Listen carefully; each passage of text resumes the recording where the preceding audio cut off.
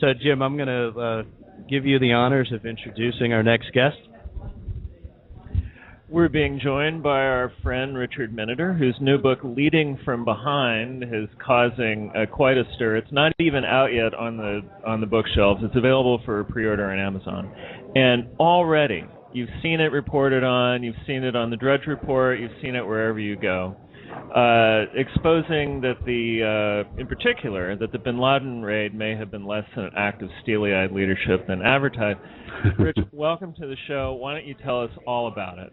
Thanks, Jim. Yeah, the book's called Leading from Behind. And one of the things I found in spending more than a year talking to career military and political and intelligence people is that this was not, as the Obama narrative, the campaign re-election narrative is, this was, as you said, steely-eyed decision-making, a gutsy call. Well, not really.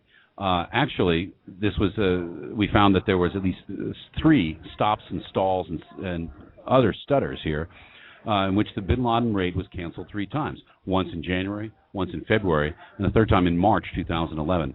So the president had stopped the planning, and the word that filtered down to the technical people was this was at the behest of Valerie Jarrett. Now, Valerie Jarrett has not ever been confirmed by the United States Senate. She's an advisor to the president, and the president has said that Valerie Jarrett is his brain. In fact, he told the New York Times that he never makes a decision without her. And well, explain what her background is to have this, high-level impact on our national security. Well, she's an extraordinary person in American politics in that she's a mentor simultaneously to the President of the United States and the First Lady, and has been for a very long time. In 1991, Valerie Jarrett met both Obamas at La Loupe Cafe in Chicago. And ever since then has guided the career of both of those people, hiring Michelle Obama for a series of jobs in the Chicago government and then in the nonprofit world, helping getting her various board positions and high-income making positions, and also guided the political career of Barack Obama. And so he absolutely relies on her. He says he sees Valerie Jarrett, Obama sees Valerie Jarrett some 2 to 3 times a day, every day. By contrast, then CIA Director Leon Panetta visited the president in the White House 9 times during the planning of the bin Laden operation. The first 2 years he saw, in only 2 years, in the course of 2 years, CIA Director visited the president in the White House 9 times. Compare that to 2 to 3 times a day with Valerie Jarrett. Amazing. And so she was really the one who gave the go signal on the 4th attempt. Well, the fourth attempt was delayed by 24 hours. They said it was weather. In fact, the president wanted to huddle with Valerie Jarrett. I got a hold of the weather reports that were reviewed by the SEAL team and by the operational planners from the U.S. Air Force's Combat Meteorological Center, and it shows that, in fact, there was no high winds. There were no weather impediments to helicopter travel in those 2 weather stations that were used in the planning. So the weather delay was really an excuse. But you've been doing research on this for a long time. You've talked to all kinds of sources with deep inside knowledge of this raid, right? I mean, this isn't just something you made up. You've talked to people. Obviously, they can't reveal who they are, and you can't either. But as a journalist, as a reporter, you have developed these sources. You've talked to people inside Joint Special Operations Command and other places. So, I mean, you really have the inside dope on this. That's right. And, I mean, look, people have given me their time and their trust, and they've seen what's happened to whistleblowers at the Fast and Furious case and other people in the Obama years. They've been demoted. They've been fired. They've been transferred to unhappy places. They are punished for talking against the administration. And so to reveal their names is to expose people who are really not political, who are career people doing a technical job in many cases, who simply want to be safe from the vicissitudes of American politics. And so when people on the far left say that I should name my sources, I would be setting them up for retribution, which is precisely why they want their names revealed. Right. But it's always it's like a mystery story. It's always what the butler saw, what the ordinary people involved in day-to-day activities see in the president and the planning operations that is really truly revealing. And in fact, the most reliable witnesses in any scandal involving the President of the United States, Obama, Bush, Reagan, name it, are the people at this very level, at the career level, who observe these people up close and do not have ideological biases. They're not political appointees by and large, although I did speak to a number of political appointees as well. Now, we know that you've touched a nerve with this revelation because the White House has come after you. Right, by name, yes. In fact, the press secretary in the press room of the White House on Monday pointing the finger and very angrily saying that it's an utter fabrication and Mr. Miniter doesn't know what he's talking about. Hey, guys, next time hold up the book. I could use a few pre-sales. But by saying that, the next sentence is really telling. They said, no one has ever said that Valerie Jarrett was read in on these operations. Well, read in is intel speak. Read in means you're given access, as you know, Jim, to technical details, sensitive intelligence matters, such as radio frequencies, flight pathways, and other sensitive matters. And no one is saying, none of the sources that I've interviewed anyway, have said that Valerie got that level of access. It's simply a high-level decision about the timing of whether or not to go forward with the raid or not. Obama clearly ran it by Valerie Jarrett, and at least 3 times she said no, and the 4th time she asked for a 24-hour delay. Yes, Rich, you've written 6 other terrific books. Thank you for that. Absolutely, two of which have been New York Times bestsellers. But a very common thread in your books is essentially foreign policy and national security, things that really affect us. One of the great concerns I have very often is that people worry so much about what's happening on the home front without realizing that what happens in foreign policy has a profound effect on the long-term health of this nation. And I believe personally that this president is doing a terrible job there. So one of the things, given all the extensive research that you've done, I'd love to get your opinion on what you believe. There's 2 questions in here. One is, what do you think really drives Obama as a man and as a leader? And number 2, based on the research that you've done, what should the average American citizen worry about in a potential second term? Wow, big questions.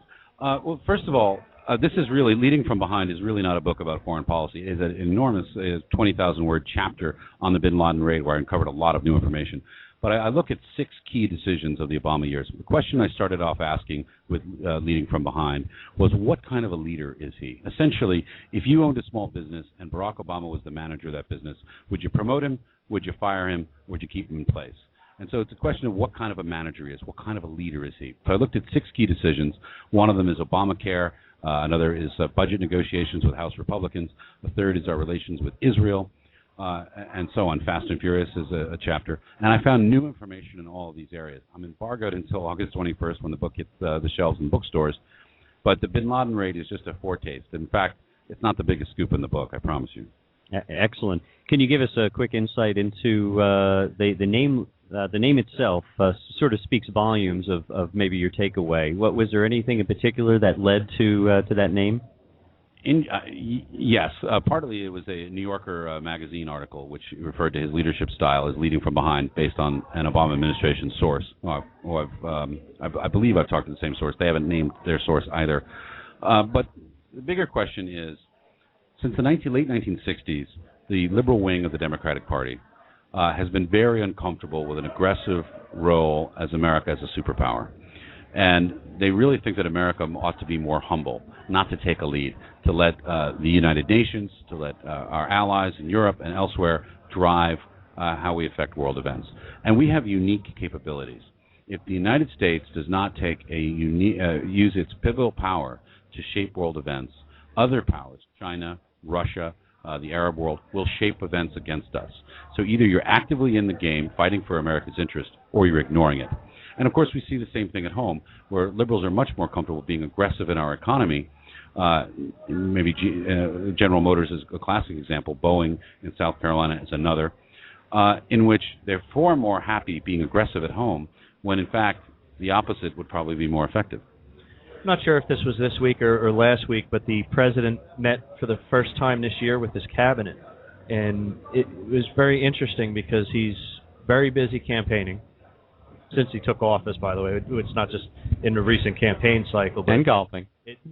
He has time for his golf, his vacations, nonstop campaigning, where he has people coming for $35,000, $40,000 a plate dinner, which certainly aren't the lower income people. These are the 1% that he's always... I always wonder what they serve at that dinner. What's worth $40,000? It better be good. Yeah. But, I mean, it's fascinating to me how you could be a leader of a company having his first meeting with his board 7 months into the year, would have been fired 1 month into the year. Exactly. I mean, there are some cabinet members like Ray LaHood who did not, transportation secretary, who did not see the president for almost 2 years. I mean, the number of cabinet meetings is, I believe, an historic low, if not close to an historic low in this administration. And again, he only met with the CIA director, then CIA director Leon Panetta, 9 times in the first 2 years, according to White House visitors' logs. You start to look at those logs; they're very revealing. It shows a president who's much less engaged with his cabinet than previously. And I think one of the reasons why we've seen the president make gaffes like "you didn't build it" is because he's frankly is exhausted from fundraisers. The pace of fundraising is greater than it was in Bush 2004.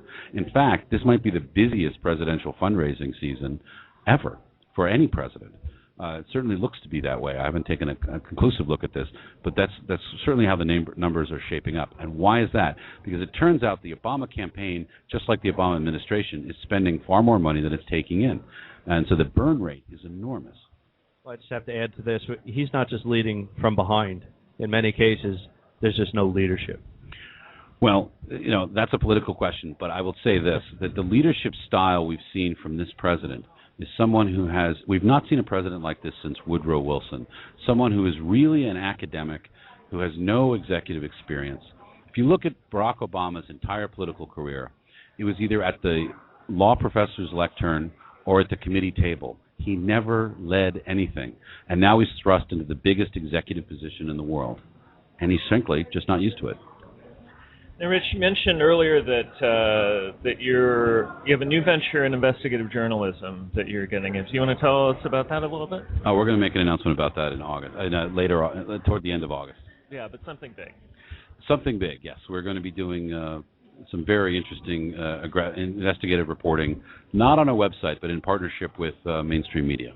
And this will be before the election? Some of the stories will come out before the election, and many more after. But we've got some game-changing stories, not just on foreign policy, but on economic policy and on political corruption.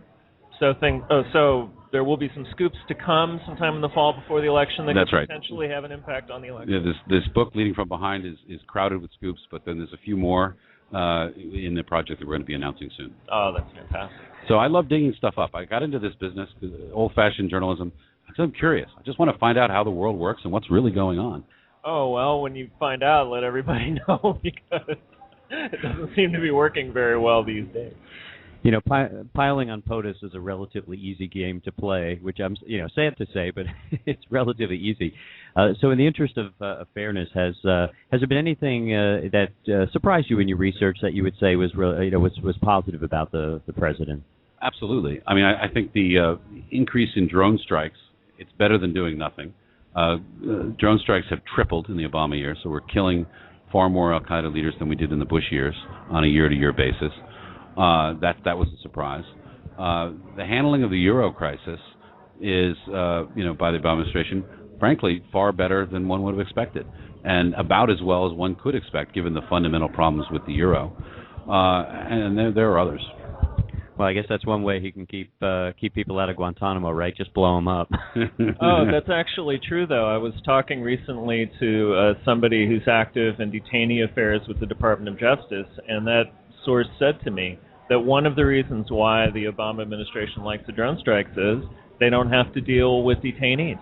They don't have to deal with renditions or interrogations. Yeah. The problem is candidate Obama said the kinds of things that really boxed in President Obama.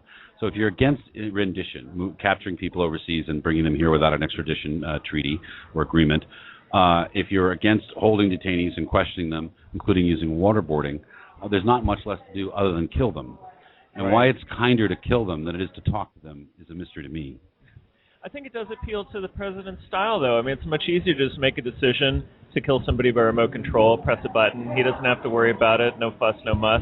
Someone else is really making that list and really making those decisions anyway. He just glances at it, gives the okay, and life goes on. Of course, the number of restrictions on drone strikes has grown. We now see that drone strikes tend to occur after dinner has been served and the women leave the room, because terrorists tend to dine in all-male environments, have the women eat in a separate room. So when you're going to kill them, you do it after dinner in order to minimize civilian casualties. And there's a lot of these kinds of restrictions that have come into place, some of which are sensible, some of which let the targets escape. Well, you got to have a humane hellfire strike on somebody, right?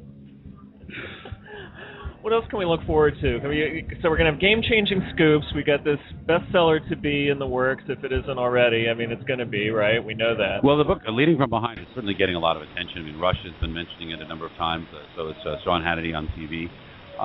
Drudge is linked to it, and the biggest scoops have yet to come out. We were kind of surprised by the Daily Caller leak. I'm glad they didn't grab the biggest one of all.